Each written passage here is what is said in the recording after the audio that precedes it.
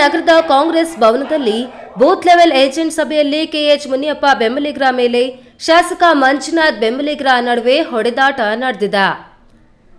ಮಾಜಿ ಸಂಸದ ಮುನಿಯಪ್ಪ ಬೆಂಬಲಿಗ ಹಾಗೂ ಜಿಲ್ಲಾ ಕಾಂಗ್ರೆಸ್ ಕಾರ್ಯಾಧ್ಯಕ್ಷ ಊರುಬಾಗಿಲು ಶ್ರೀನಿವಾಸ್ ಮೇಲೆ ಕೊತ್ತೂರು ಬೆಂಬಲಿಗರು ಹಾಗೂ ನಗರಸಭೆ ಸದಸ್ಯರಾದ ಅಂಬರೀಶ್, ಅಫ್ಸರ್, ಶಿವಕುಮಾರ್ ಮೇಲೆ ಹಲ್ಲೆ ನಡೆಸಿದ್ದಾರೆ.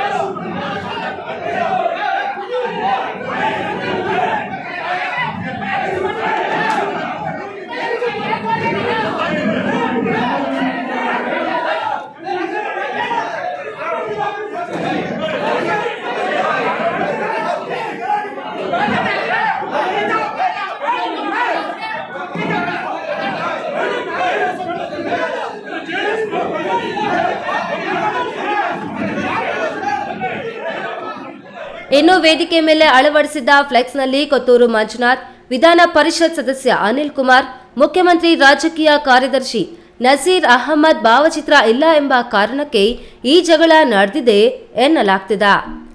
ಅಲ್ಲದೆ ಬೇರೆ ಪಕ್ಷದಲ್ಲಿ ಗುರುತಿಸಿಕೊಂಡವರನ್ನ ವೇದಿಕೆ ಮೇಲೆ ಕೂರಿಸಿದ್ದಾರೆ ಎಂದು ಕೆಲವರು ಆಕ್ಷೇಪ ತೆಗೆದ್ರು.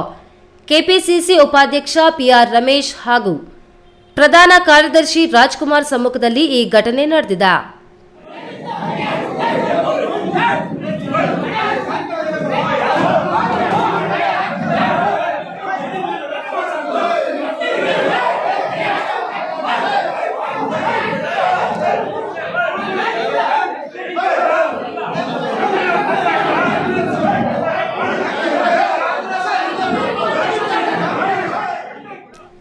ಈ ಸಂದರ್ಭದಲ್ಲಿ ಜಿಲ್ಲಾ ಕಾಂಗ್ರೆಸ್ ಅಧ್ಯಕ್ಷ ಸಿ ಲಕ್ಷ್ಮೀನಾರಾಯಣ, ನಗರಸಭೆ ಸದಸ್ಯ ಪ್ರಸಾದ್ ಬಾಬು, ಲಾಲ್ ಬಹದ್ದೂರ್ ಶಾಸ್ತ್ರಿ, ಮಾಲೂರು ಬ್ಲಾಕ್ ಕಾಂಗ್ರೆಸ್ ಅಧ್ಯಕ್ಷರಾದ ವಿಜಯ ನರಸಿಂಹ, ಮಧುಸೂದನ್ ಮತ್ತಿತರರು ಹಾಜರಿದ್ದರು.